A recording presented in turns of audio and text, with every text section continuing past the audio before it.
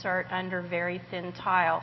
You don't need the hydroelectrics anymore, which can waste water and be environmentally unfriendly, take a long time to heat. I was also going to let Bart talk a little bit about this because, this is something that can be revolutionizing for anyone who's very particular about having a warm surface under their feet first thing in the morning.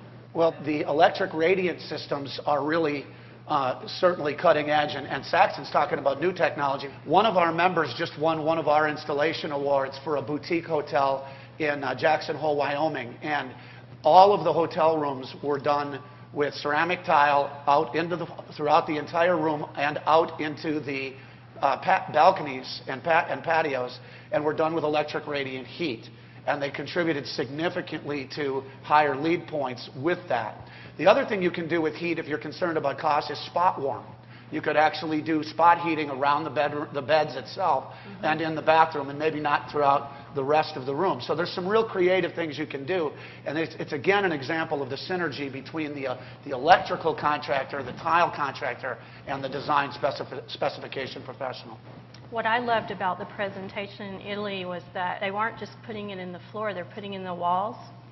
So you can have a completely tile-clad room where you had radiant heat pretty much surrounding you. And we were actually walking on it, touching it, and seeing how the dimmer switches were controlling it was really, really an exciting thing to see.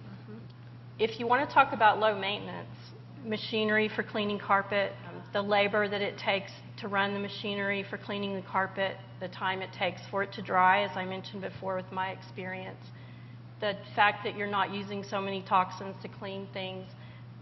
This is one area that ceramic tile is the material of choice.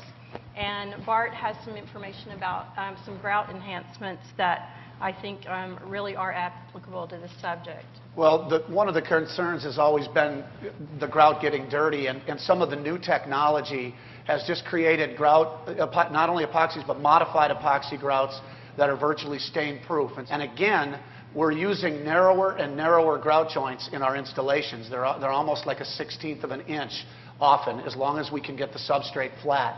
So the grout technology, or keeping grout clean, is really not an issue if we use the right products. Anyone who's tried to repair carpet in the middle of a room from a stain, cutting it out, putting a piece in, knows that that absolutely doesn't work. But if you are using ceramic tiles, a lot of times you can do these spot repairs. When you're doing renovations, it's just so much easier to think about not just ripping out all the material, creating that much waste, but having small areas where you're repairing or renovating. And there are some standards that Bart's going to talk about on this subject. It's very easy to replace tile in a hotel room. It takes a little bit of planning to make sure that extra tiles are left on a project and that the construction supervisors have it.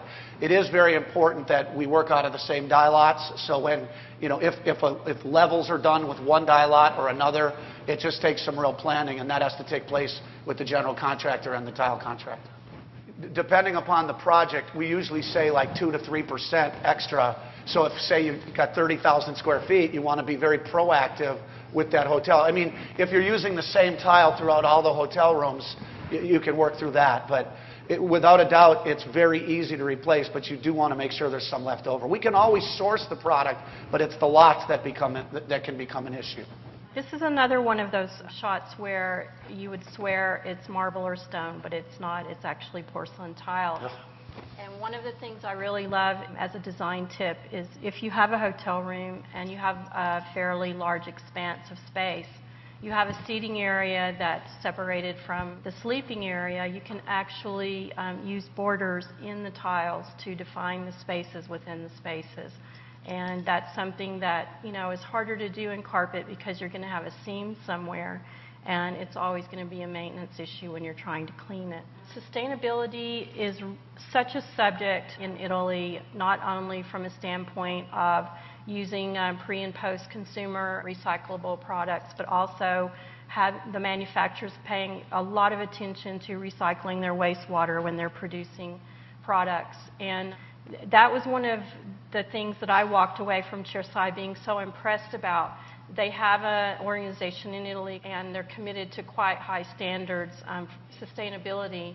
And Bart brought us this great life cycle analysis, which was just fascinating to me. We know that ceramic tile is sustainable and durable and economical, which leads into the life cycle analysis, because what we often hear is that we can't afford ceramic tile versus putting in carpet or VCT into certain areas. And then the hotel room would come into play as well, perhaps for new hotel construction, but as well as remodeling hotels, which a lot of our hotels right here in Las Vegas need some remodeling. So about 3 years ago, the Tile Council of North America, which is the American manufacturers, commissioned a research firm to do a life cycle analysis of every type of floor covering product that they could think of that was really a competitive product. So this is a third party that did this research, and they look at all factors, including how long that installation will last, as well as the cost of the materials, the cost of the installation, and the cost of the everyday maintenance of that particular installation as well. And ceramic tile came out smelling like a rose, which is what we suspected and why we spent a lot of money to invest in this life cycle analysis. The key is that we only put a 50-year lifespan on this research report.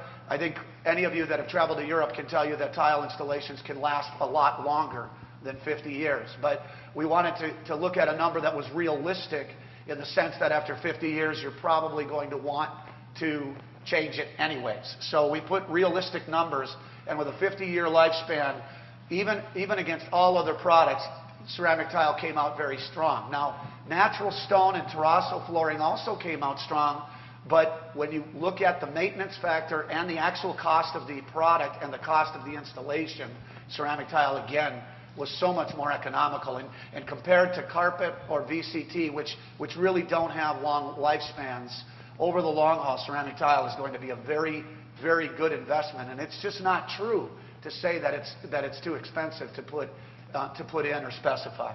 One of the things that blew me away when we were in Italy last year was how every year the manufacturers are figuring out ways to make ceramic tile thinner and stronger. Each year they unveil new products. They're coming out with these remarkably beautiful thin porcelains. One of a very high-end tile installation company in San Diego, and I wanted to comment on it because that product came in to his doorstep before he knew anything about it. So if you see the look on his face, he's like, how am I supposed to install this? And where am I supposed to install this?